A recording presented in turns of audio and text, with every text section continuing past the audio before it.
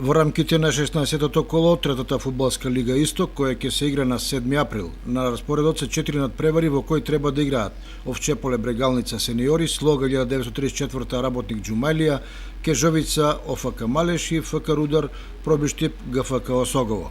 Меѓутоа, на колку терени ќе излезат фудбалерите од противничките екипи, се уште со сигурност никој не може да каже.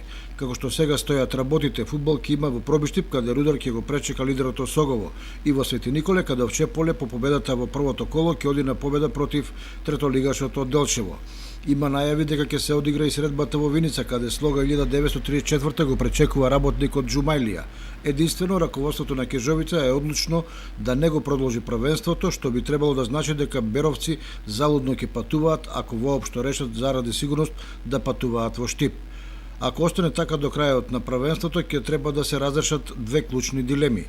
Првата е помеѓу Осогово и Овчеполе за шампионската титула, а втората помеѓу Слога 1934 и Малеш околу опстанокот, поточно околу последната позиција на табелата.